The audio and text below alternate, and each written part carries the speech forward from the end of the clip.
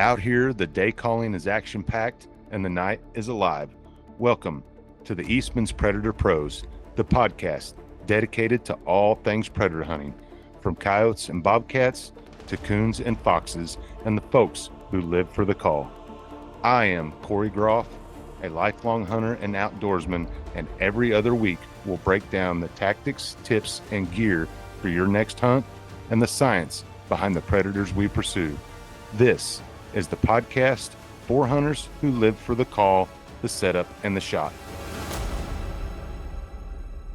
Well, for any of you guys that don't really know, I really enjoy shooting.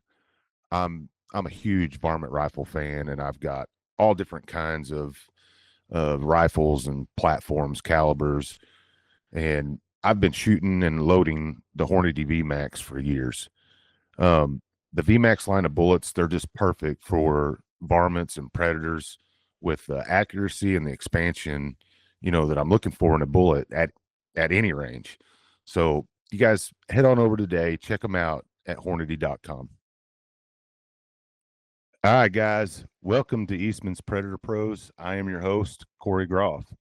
Hey, I'm new to Eastman's, and I want to appreciate, Eastman's for the opportunity. I want to appreciate all you listeners, whether you're, new to the podcast or you're coming back for the new season. Um, man, it's been a great opportunity, and with that, I want to continue what Eastman's has done over the last 4 years. Been bringing you guys great content, great listens.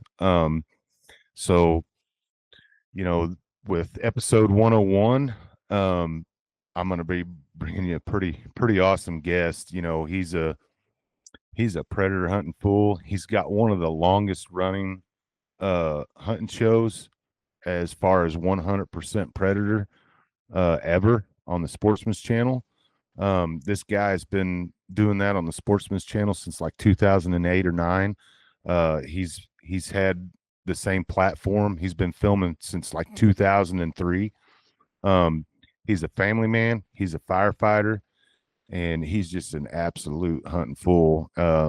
Guys, I want you to welcome to the show, Jeff Thomason.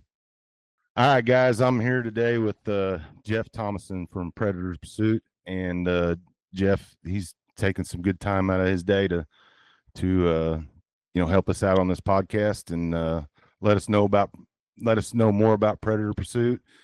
Jeff, good evening, buddy. How you doing? Man, I'm doing good, buddy. Appreciate you having me on. I know you said this is the first one, huh?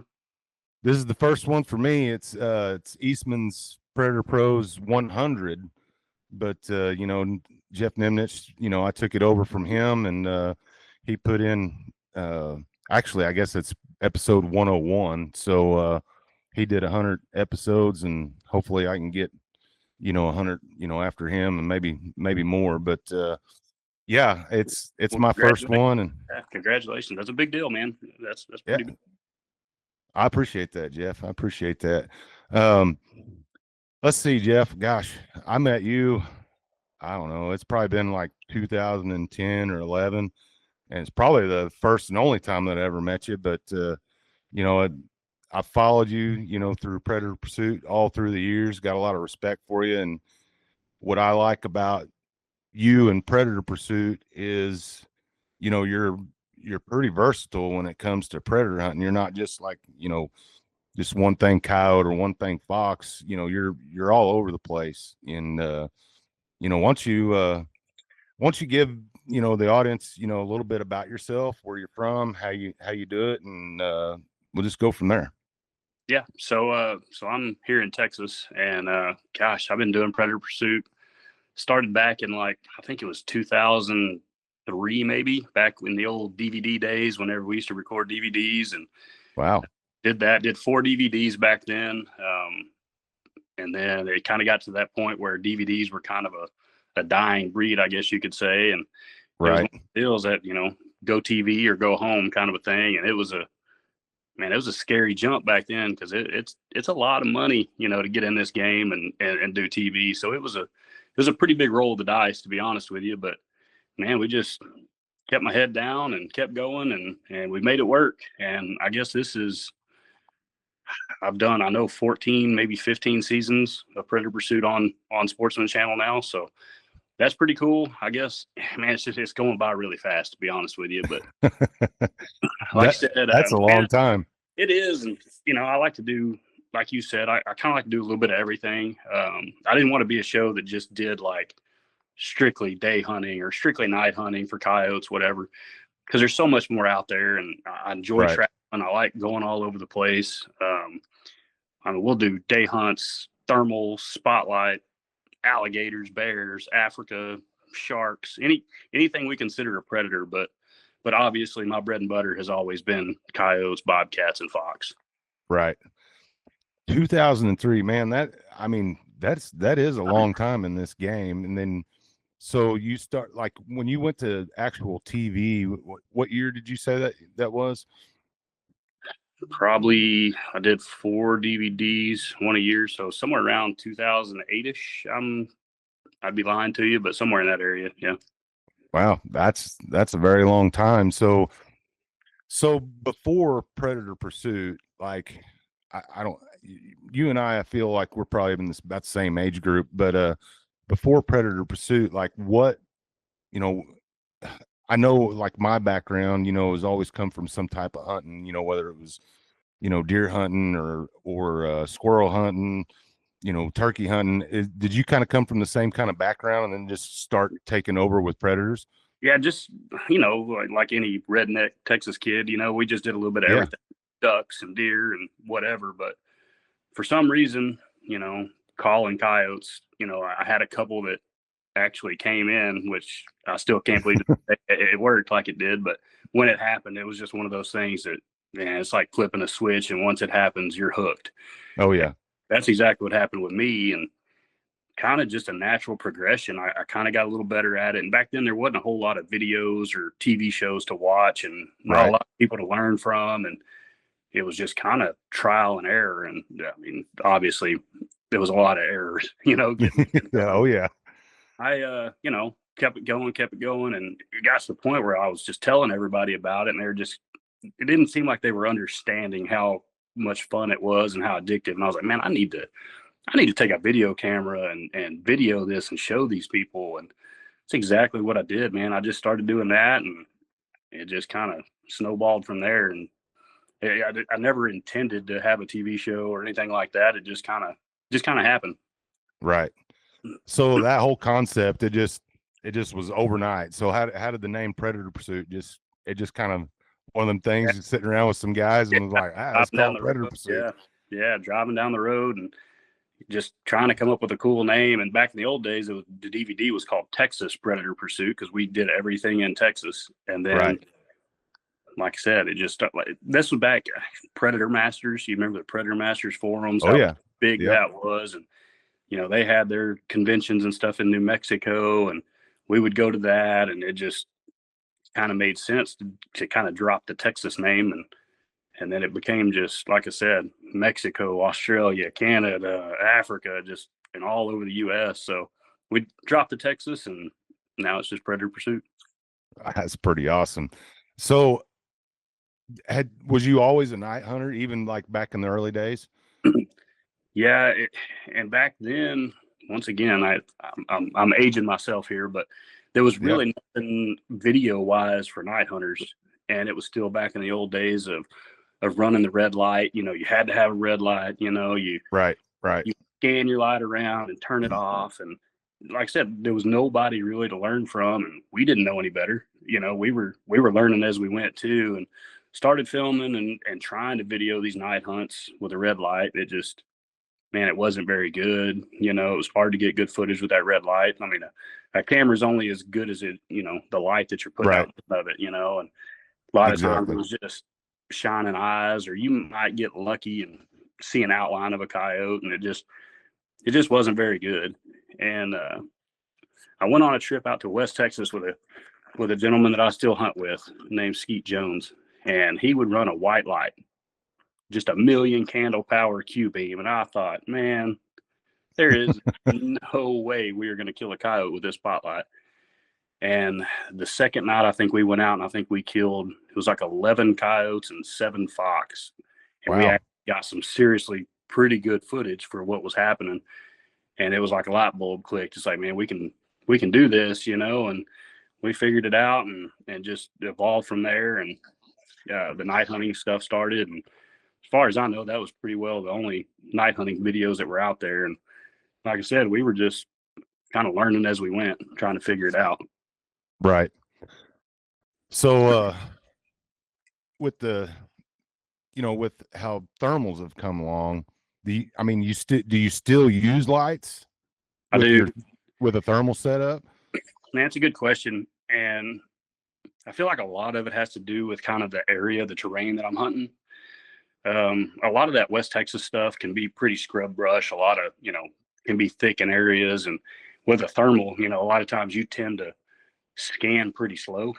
And in Right. that country, you can't do that because a lot of times by the time you get to where that coyote is, he's already been there and seen it and boogered off. So a lot of times running a light like that is going to be really beneficial to you because you can catch those eyes way quicker with a light than you can a thermal. So the answer, yes, I still use lights and I still enjoy using lights. And a lot of people get that, I think, confused with just shooting. And the light is more than that, obviously. We always tell everybody, the light is your camouflage when you're night hunting, right? We're Right. sitting out there in a big F-250 with a high rack on it. You can't hide that thing. Right. And really the only way we can hide it is by having some light in that animal's eyes because they can't see what's behind that light too good. Right. So it blinds them just like it blinds us. You walk out there and look back at the truck and it's just like, geez, man, I can't, they can't see anything. And it's a miracle that they still come in. And we've literally had them run under the truck. We've had them kick rocks on the truck. It's every animal is going to be different. Right. And usually I can tell you in the first 5 seconds if that animal is going to play or if they're going to circle and go do something else. But, everyone's different. Some of them you can just burn the hair off of them. And some of them, as soon as you hit them with a light, they're headed to the next county. So it's kind of a numbers game for us. The more we do, obviously the better chance we have of getting some really good footage. Right. So what is your preferred calling? Is it night hunting? I know they probably both hold a special place for you, but it's a tough question. I think I prefer day hunting just because obviously it gets the adrenaline going so much more. And right. It's just more difficult, I guess, would be my answer to that. But productivity is obviously going to be night hunting, right. Just because I can make more stands and do more. Now, when I say productivity, I tend to kill more in the daytime because I can kind of choose my setups and I have a pretty good idea where those animals are going to be. And I can kind of plan for where I want to put them, if that makes sense. Oh, yeah, that makes perfect sense. A lot of it goes into my setups with the wind and the sun and where the cover is. And now at night, it's a different game because they're typically on their feet and you have no idea where they're going to come from. And they may not like that light. It's going to, they don't like that light so much sometimes, so you may not kill them. But most of the time in the daytime, I'm going to kill them. Right. That's kind of the same. Don't get me wrong. They do humble me pretty regular too. But of course. For the most part, you can kind of sit down and whatever. I'll pull up my Onyx or whatever and say, man, there's a pretty good chance this is where they're going to be. Right.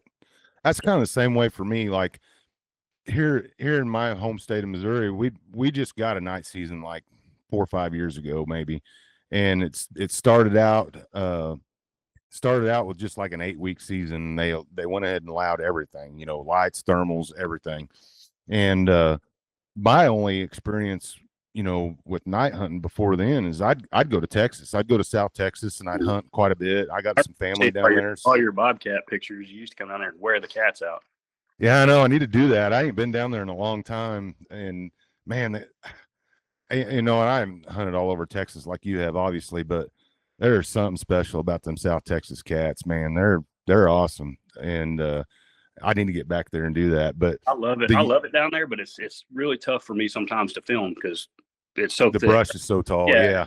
And you can tell people that till you're blue in the face, but until they've been there and they realize and they see it, they're like, oh my gosh, like you can't even walk through some of this stuff, No, and it's one of them deals like you're basically hunting roads, which they call them senderos down there. And you some of betcha. those the cats are typically pretty light shy for the most part. They'll get to 100 yards sometimes and they'll sit down, and that's about all you're going to get out of them.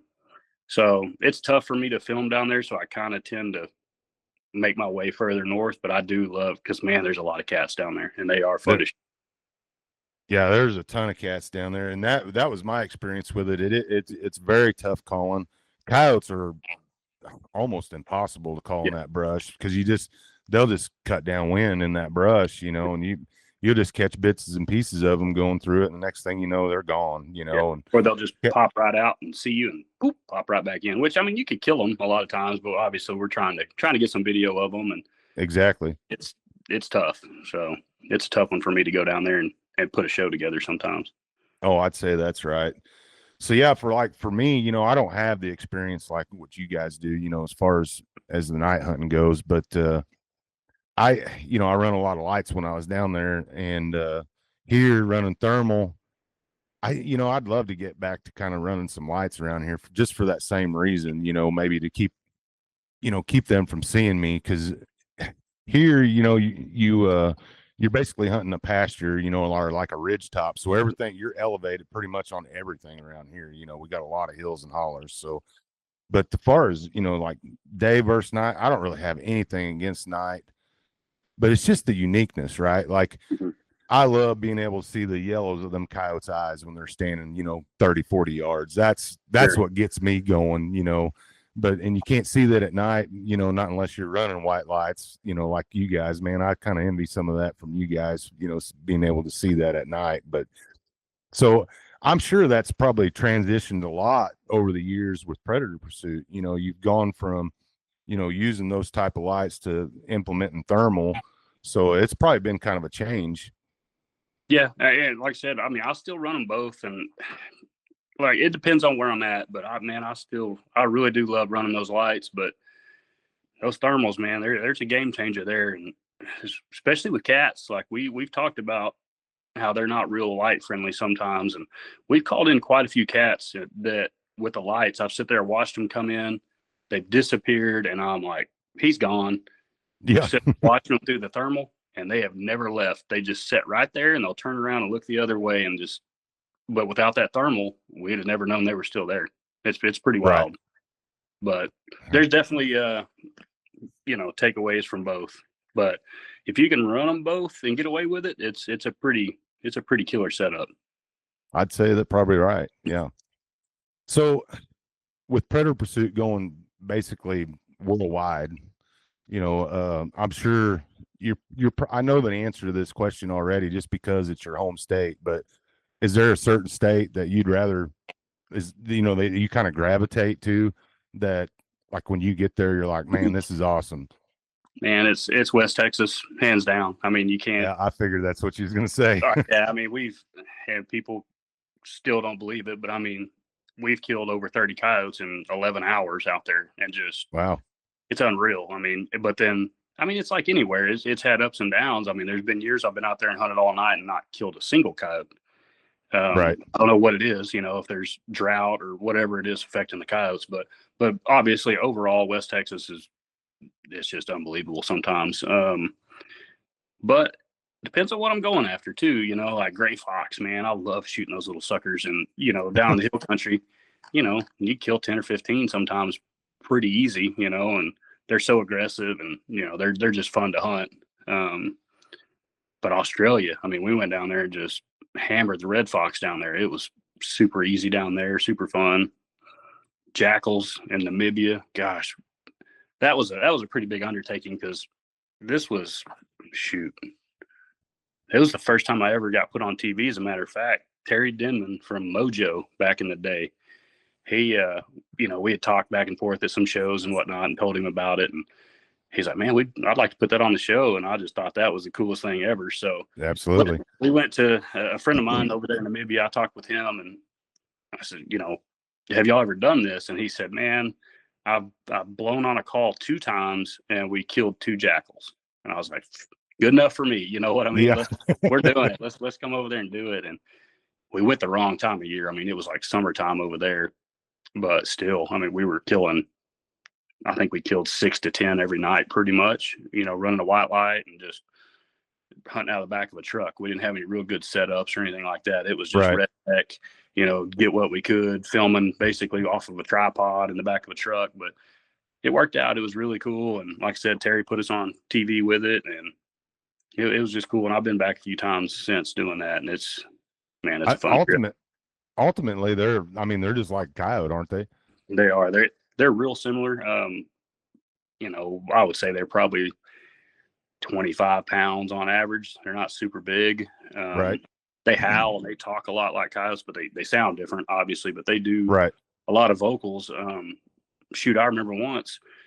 There's so many different sounds over there that you're not accustomed to hearing. Of course. We were sitting in the back of the truck at not calling, and I hear this noise, and the two guys in the back are like, get over here, he's coming. And I'm like, I thought they lost their mind. Well, that jackal had howled at us, and I didn't even register that that's what that was.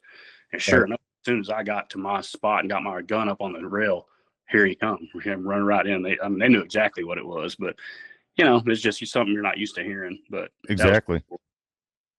That's kind of one of my bucket lists, and the reason is why it's on one of my bucket list. And correct me if I say this wrong. Is it Caracara, the cat? Caracal. That's right. Well, I'm a bobcat fan, and that cat right there, just I don't know. There's something that just gravitates me to that cat. They're pretty awesome. I think I've called in and killed two or three. I think two, but it's the same over there in Africa. They're getting to where it's getting pretty popular, the calling, and everybody's starting to learn. And I remember the first time we went over there, like in the Predator Master days, and kind of we're talking about it. And I remember this guy, he was a professional caller over there, and he told us, he said, if you kill a caracal with a white light, I'll kiss your bare butt. And I was like, and sure enough, I killed one at like 12 yards with a rifle at night with a white light, just burning him down. And I thought that was cool. And then I killed another one, I guess last time I went, at probably 40 or 50 yards, same deal. But that is a cool cat for sure. And there's not a lot of them, but man, when you get one, it's pretty awesome. They're pretty good sized cat, aren't they? I mean, I would think they'd be about like a lynx, maybe. Yeah. I mean, they get pretty good size. I'd say the ones I killed were probably, the biggest one was probably only maybe 35 pounds, probably not full grown, but medium, right. Decent size. But yeah, they get pretty big, and man, that's one of the most athletic animals you'll ever see videos of. They're straight killers for sure. Oh, I bet that's right. They're just built for it, looks like. Mm-hmm. But you'd be amazed. I mean, we've called in everything from baboons, wildcats, genets, jackals, just all kinds of stuff. So if when you get ready to go, you just let me know and I'll get you set up. But oh man, that'd be prepared when you go over there. Be prepared to go back, because I mean you're going to go back. Well, I ain't nothing wrong about that. I like a good time. Start saving your money. There you go. So what about the states? Like, I know you said West Texas, is your favorite, but like, now I know you've went with Jeremy Brown and them boys up, in the Northeast. I mean, you guys piled up some fox up there. It's unreal. Yeah, that's those Eastern Shore guys up there in Maryland, and I don't think I've ever seen anything quite like that as far as numbers go, especially with those big red fox. I mean, it's really good filming country too. It's like big open fields, surrounded by woods, and it's one of those deals like you would pull up to a chicken house or something. You get up and walk out there and scan with thermal, and a lot of times you'd see 2 or 3 of them before you ever turned on the call. Wow. I mean, it's good stuff. That ranks right up there with some of my favorite as well. Kansas is always awesome for coyotes. Yep. Kind of a sleeper that I've done it a few times, but I've had really good luck is Florida. Man, well, I love Florida. I killed my only black coyote in Florida, as a matter of fact. But been going down there with a friend named Justin. He's got basically an alligator outfitting deal, and go down there. We call it the alligators, which is something you got to do. That's awesome. But he's covered up with coyotes and hogs and everything else. So it's, man, that's always a fun trip for us as well.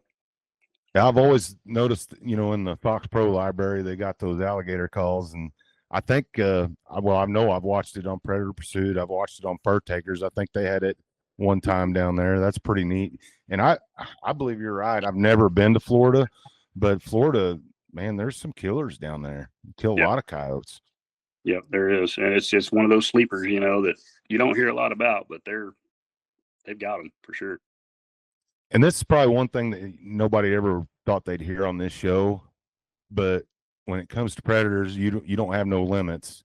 You killed a mako shark. Is that right? Killed a bunch of them, matter of fact. But you killed like one of the biggest ones ever, right? Yeah, it's the world record with a bow, which there hasn't been just a ton of them killed with a bow, but yeah, he was 809 pounds. My goodness. How Big long did it fish. take to land that dude? To be honest, man, I got lucky on that one and kind of hit it in the spine, so it kind of messed him up. But I've killed, man, I'd hate to guess, I'd say probably 15 makos with a bow now, something like that. Wow. It's something, like I said, I like to do stuff that's a little bit different than everybody else, but man, it's cool. I mean, they're free swimming mako sharks. We're out there chumming, out there in the middle of the Pacific, and they'll come up to the boat, and we'll have like a piece of fish tied to a string, and once they get fired up really good, we can usually get them in, because I mean, I have to shoot them literally at like 3 feet, to get good enough arrow penetration and get them, stuck good enough. Because I mean, we've had some 3-4 hour long fights that are just crazy, but the deeper we can get that arrow in there, obviously the better. Right. But yeah, well, I've done a lot of bow fishing. I've killed a lot of big gar and stuff like that, but I couldn't imagine having something 800 pounds on the end of my line. You see like a 400 or 500 pound mako jump 10, 12 feet up in the air. I mean, it's pretty cool. I mean, it really is. It's not a lot of people have got to do it, but if y'all are listening to this and you want to do it, you need to go try it. It's pretty cool. It's there. I do it in Southern California out of, that's awesome. Yeah. Pretty neat. A friend of mine does it, and he's good at it. I mean, it's pretty much every day you're going to have some good sharks show up at the boat. So, well, that's definitely something that a lot of people don't think about, as far as predator hunting goes. But man, I just can't imagine. I still can't imagine having something that big on the end of my line. That's crazy. All right, guys, real quick, let's talk about some Kryptek camo. When I'm slipping into my stand, whether it's a fence row, brushy draw, or hunting out in open country, especially this time of year, I really like the Kryptek Highlander. I really like calling my predators in close, and that means my camo has to work. If you're serious about predator hunting, whether it's close or long range, head on over to kryptek.com and check out the Kryptek Highlander series of camo today. Well, I'll flip some gears here. So being a West Texas guy, I mean, there's a lot of livestock out there. Do you guys see a lot of, loss of livestock with predation in those parts of the world? I wouldn't say that I do, because I'm not a big rancher, but Gotcha. I'll tell you what we do have, and that's a lot of like high fence ranches and stuff here in Texas. And man, they are tough on all these exotics, all these black buck and axis and stuff. They just, man, they kill them left and right. But yeah, obviously, I mean, we're always getting calls from ranchers. I've got a lady here. I was actually going to go tonight, but it's 85 degrees today, so I'm going to try to put it off till tomorrow. But she's got a little ranch there, just not far outside of town, and we went and killed one there the other day. And she called me again, said there were 5 more out there last night, messing with her cows. And she's got these little Highlander cows or whatever. Yeah. Oh yeah, they're becoming pretty popular. Yeah, she's got those, and they're really expensive, and she's worried to death. The coyotes killed 2 of her goats like 2 months ago. So but yes, to answer your question, I mean, obviously you're going to have some of that. The cows, the goats down in South Texas really get hammered. Yeah. It's one of those areas to where some of these ranchers, if they see a coyote or they know there's a coyote there, they call in reinforcements. I mean, they're putting out traps, they're calling in helicopters, and they're going to try everything they can to kill that coyote. That's the thing here. Like in Missouri, we, most of our cattle, they're big bone cattle. They can Mhm. pretty well fight off coyotes, and there's starting to be more and more sheep and goat farmers, kind of popping up around this part of the world. But everybody that I speak with, they're running guard dogs, and they tell me they got good coyotes, around their guard dogs. So I don't get to hunt some of that stuff much, but it just depends on how dense the coyote population gets around those places. I hope they always have guard dogs that'll kind of help them out, but I don't feel like it'll always be that way. But predator management's a big issue, especially in my world here because of the turkeys.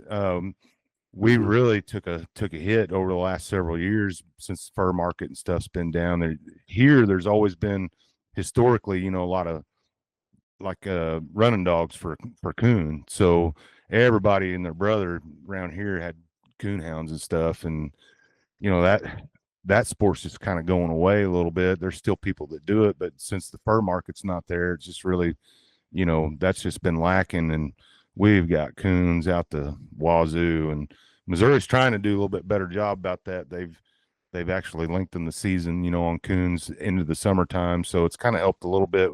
Our turkeys have kind of bounced back a little bit. That's kind of why I wanted to ask that question, how your predator management was. Yeah, the turkeys take it from every direction, whether it's the coons, the possums, these little nest raiders that are just killing them before they're born until the time they're hatched. I mean, something's trying to kill them. Yeah, I mean, they've got a pretty rough go. So yeah, well, they're the tastiest thing in the woods.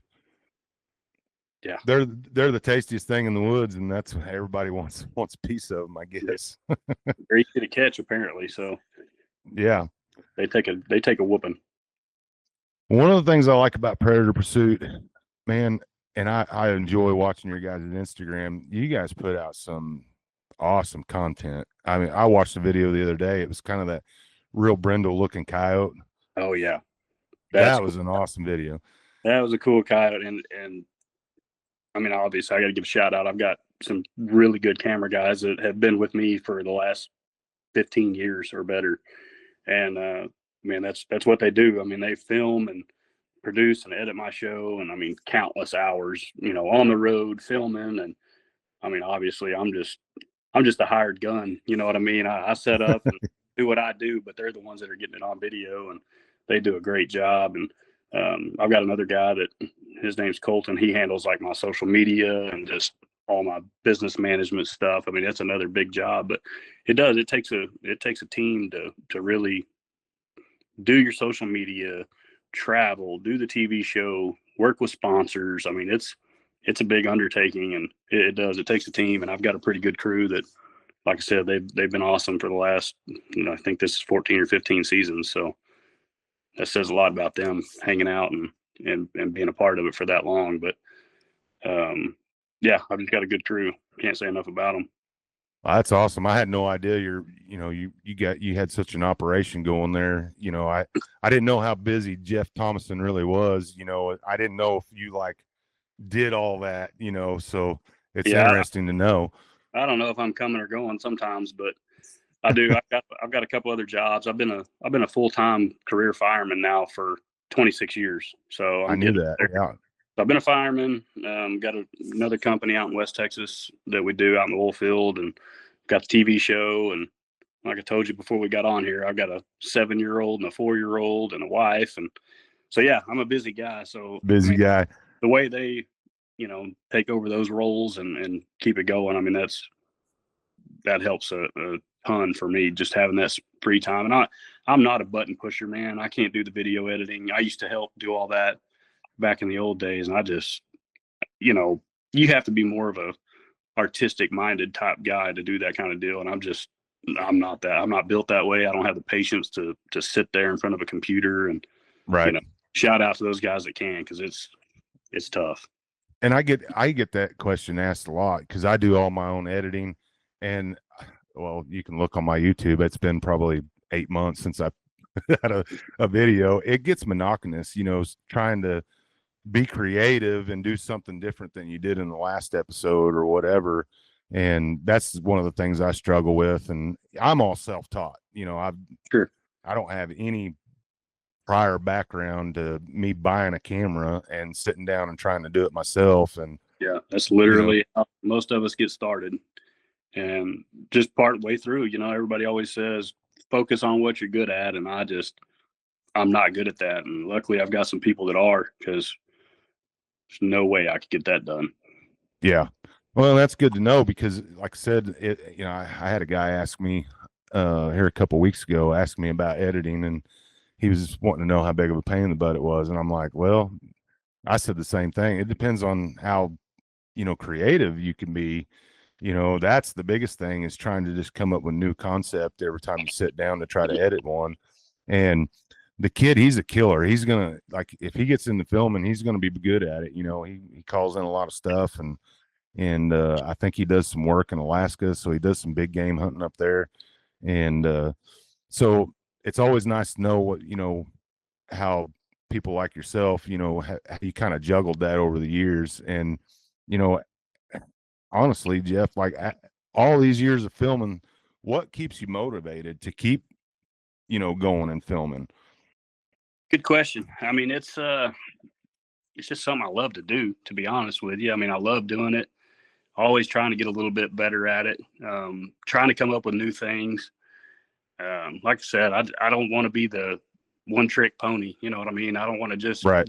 do one thing. I like to show people what's out there. So many of my like really good friends are people that I've hunted with or met through hunting. I mean, Right. it's the crowd you want to be around. You know what I mean? These Absolutely. 90% of these are really, really good people. Obviously, you're going to run into some that aren't. Oh yeah. But for the most part, I mean, it's a pretty good crowd. And I tell my wife, like, we'd be at a hunting show or something, and I'm real trusting, I guess, and she would always be nervous, like, if we were selling stuff, watching them. I said, I promise you, I can put $100 bill on this table right here, and it will not move the entire show. And if it does, somebody will tell me that it's there. And Right. we would try it out, and it never walked away. So just a cool, fun experiment we used to do all the time. It just shows. I mean, it's really good people. Oh, I agree. I agree with that wholeheartedly. I've done several shows, from predator stuff to turkey stuff, and I don't know, it's one of the things I really like to do. I love to connect with people and sit down and, just share a little bit of knowledge or a story. And you're right. Most of those guys that come through and talk to you, they're just good down home people, seems like. And, like, in this business, yeah, you do meet some people that you probably don't want to associate with and hang out with, but there's not many in my experience, and it's easy to weed those out after you kind of get to know them a little bit. But you're kind of like me. You're probably that guy that just doesn't want to turn somebody away. So you're always, up for the challenge of talking to somebody. Yeah. And it's like anything else. People's true colors will show. There's a lot of Oh people yeah. they'll last a couple of years, and then the real truth comes out and people figure them out. I mean, that's just part of Oh it. yeah. Yeah. Like, for the most part, you don't have to worry about that in this industry. No. So all the things that you've done, and you've done so much, across the board, with mako sharks to hunting in Africa to going to Canada and hunting bear. Is there anything left on your bucket list? Yeah, good question. Man, I really want to kill a leopard one day. Oh, that'd be pretty cool. Got to save the money for that one. They're not getting any cheaper, that's for sure. But leopard would be cool. I've called in one mountain lion, but I couldn't shoot it. We were in Florida, so that doesn't count. I'd like to call in a lion and kill it, get some really good footage of that. I mean, a lion obviously would be really cool. I've Right. been on lion hunts with some friends and been part of it, but I've never shot one myself. But man, that's a serious animal right there. But yeah, that's probably right off grizzly. Grizzly, pretty cool. I've called in a couple of wolves. I didn't get a kill. I didn't get to shoot them. It just worked out that way. They got lucky and got behind some brush and didn't get a shot at them. But I do need to kill a wolf, which I might be going in February, but that'll probably be a bait hunt, which Right. is part of the way you got to do it, I guess. I hate sitting there and freeze them to death. I mean, I've done it. It's when I went up there last time, it was negative 46 degrees. And I mean, yeah, literally peeling my eyelids apart. It was so cold, you know, my eyes were freezing, but it's bad. But you got to go where the wolves are, right? And that's right. That's where they're at. So I may be doing that again in February. It's looking that way. So. Well, you let me know how the grizzly bear hunt goes, because I doubt I'll ever do that one. I don't know if I want to hunt something that's there's a trend. There's a trend there. Everything I want to kill is super expensive, and I don't have a super amount of money to buy them with. So we'll see. One of these days. I wish I'd hit that Powerball last night, but it wasn't meant to be. Well, and that's what a lot of people don't realize, you know, just because you host a TV show and you have sponsors, that doesn't mean you get to go do everything you want to do. No, and that's actually kind of a cool subject. We may dive off into that one of these days, but yeah, just the overhead of traveling and paying camera guys and editing, and I mean, it's there's a lot of moving parts. Yeah, there's a lot of moving parts, a lot of money, and a lot of, you know, things that go into it, but you know, it's fun. It's part of it. And that's what I was going to say about your buddy, that, you know, he's a killer. There's lots of killers out there that want to film and stuff, but they have to figure out the difference in killing and videoing. And there's a big difference. And if people knew how much we screw up and let coyotes get away, they would throw up. But I'm notorious for it because I like to let them get as close as possible, and you know, they spook and booger off, and I'm shooting them running or something, you know, something happens, but you know, well, to get the content, like what we were just talking about that brindle coyote, you have to milk it. You have to milk it. That's it, man. And we go on these trips, and like I said, there's a lot of money invested in it. And if you just let a coyote step out and you shoot it, I mean, people really want to watch that? Not really. I mean, I don't. I want to see them come in. I want to see how they react to the call. And you're never going to learn that if you just shoot them when they step out. You know, there's guys out there like John with Foxborough. I mean, he has got a tough gig on his plate trying to self-film. I guess you too, but self-filming and trying to kill, it's hard enough to kill coyotes as it is. But now you're throwing a camera in the mix, and man, that's tough. I don't want to mess with that, but I would really screw it up a bunch if it was just me. You know what I mean? Oh, yeah. I've hunted with John several times, and, you know, getting back to the milking, John is a 100%. I mean, he milks every little piece that he can. He lives on the skin of his teeth when it comes to filming, and one of the hardest working guys I know. Yeah, I'm sure he'd tell you the same thing, that it's hard and you screw up a bunch, but that's part of it. Actually, this morning I went out, you know, we've kind of had the same weather like what you guys are having down there. It's just unseasonably warm. It was 79 here yesterday. Turned my air conditioner on, I think, for the first time ever on Christmas Day here. And today, I think the high was like 73 or 4. Went out this morning, hunt coyote, and first spot I get to, and I had a lot of people ask me this morning, you know, like, why didn't you shoot that coyote when it first came out? I was still setting my camera up, and I just happened to glance over the top of the camera, and a coyote steps out into the cow pasture like 120 yards from me. So I just let her do her thing, you know, and she finally went back in the timber and wandered off. So I went ahead and got the camera set up and got my gun how I wanted it. Just went straight to prey distress sound, and I mean, within seconds, you know, I knew she was going to come back. You know, that was a given. She wasn't spooked at all, and she had no idea I was anywhere around. But yeah, within seconds, here she's coming from 300 yards, just smoking in until she hit my scent cone. We had real bad fog this morning, so I could see that fog kind of floating that way, and she hit my scent cone and turned. She really didn't get. I don't think she got like a, you know, good breath of it or a good noseful of it.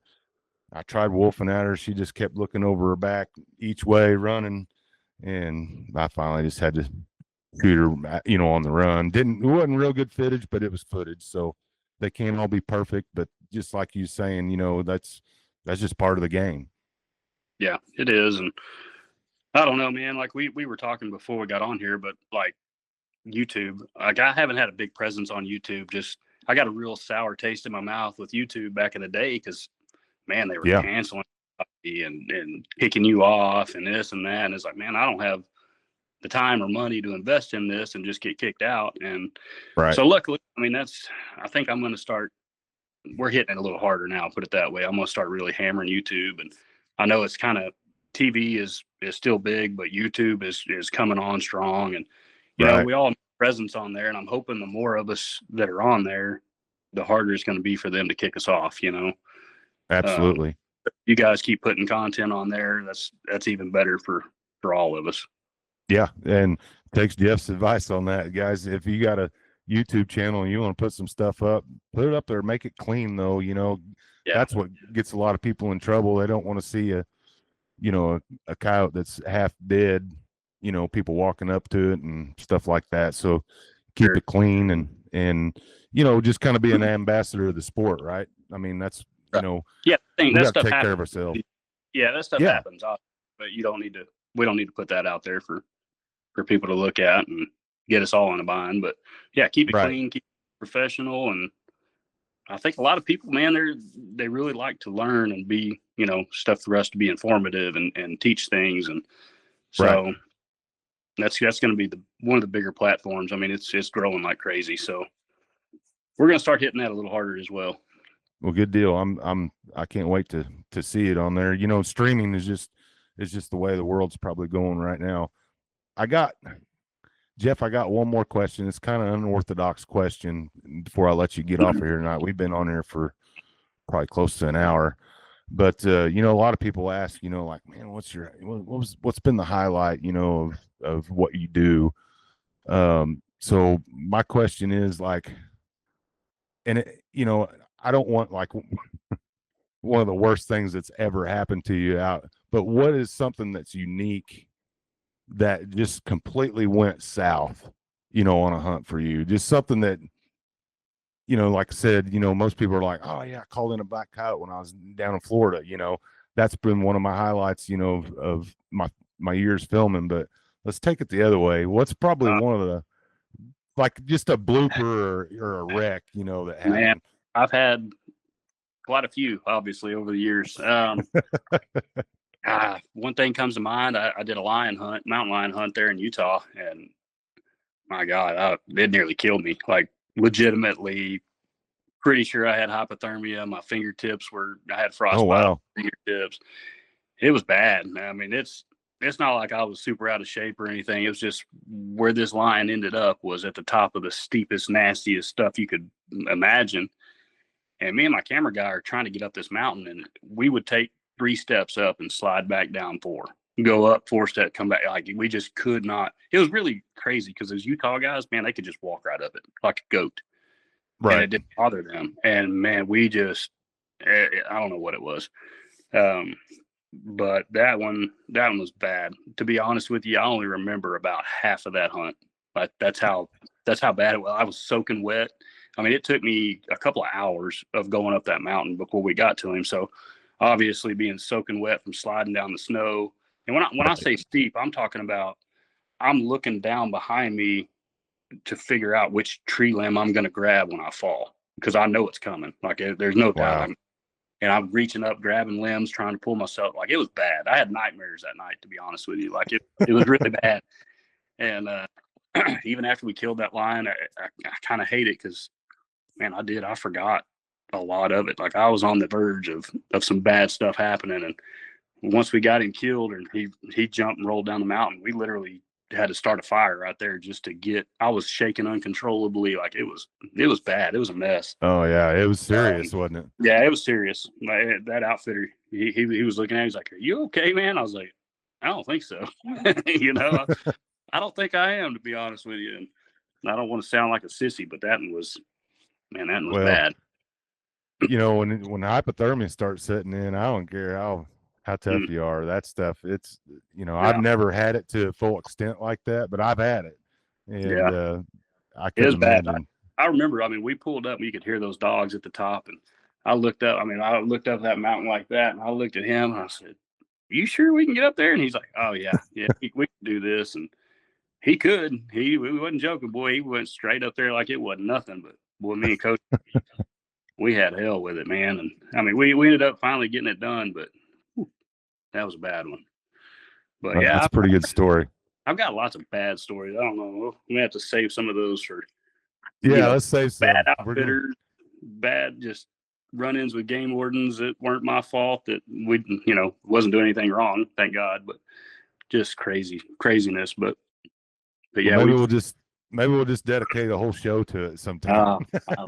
I hate bringing all that up, to be honest, but yeah, it's fun to look back, I guess. Yeah, we've, like I said before we got on here, I mean, we've got a lot of cool stuff that we can talk about and some upcoming shows. But and that'll be fun. Like Jeff said, I asked him before we started this podcast here. Like I said, guys, it's new for me too, and we want to bring you the best thing that we can, especially educational stuff, and Jeff talks like he's going to be in on it. So that's good news for the podcast. It's good news for Predator Pursuit. It's good news for Jeff. I hope we can, continue this and have a good relationship and bring you on more. Yeah, no, I do. I appreciate you having me on. I mean, it's an honor to be your first guest on here. That's pretty awesome. And like Absolutely. I said, we can figure out a way to do some of this live Q&A and whatnot. I think that'd be really cool too. And okay, I know that's what people want to hear. And obviously, they want their questions answered. So, right. If they want to ask questions beforehand and you read them out, that'd be fun too. So yeah, we'll figure it out.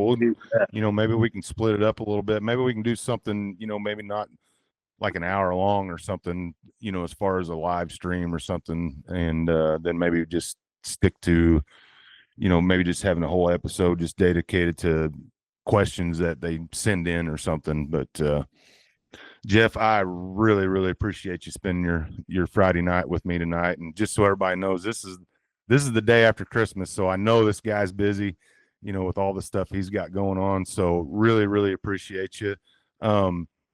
Where can people find you, Jeff? Can you throw out some handles out there? Yeah, like I said, we're getting more and more on YouTube. Sportsman channel. New season starts any day now. It should be good. Yeah, the next couple of days. There'll be another Mako shark on there for you. All right. But yeah, same stuff, man. Gators and coyotes, bobcats, thermal, lights, doing a little bit of everything again. So that'll be starting soon. Instagram, Facebook, we're always putting some of our older clips on there from last year. We'll put a little bit of the new stuff on there, but we can't ruin too much of it, right? So we'll put some teasers on there, but yeah, just about anywhere. Instagram, Facebook, YouTube, Sportsman channel. It's all over. Maybe a little bit on Tinder. Who knows? Just kidding. Just kidding. Yeah, just kidding. Just kidding. All right, man. Well, I'll get all those handles from you, and I'll post them in the link to this episode. And like I said, really appreciate you being on tonight. And thank you guys for listening to my first podcast for the Eastmans Predator Pros. We appreciate you being here, and you guys have a good night.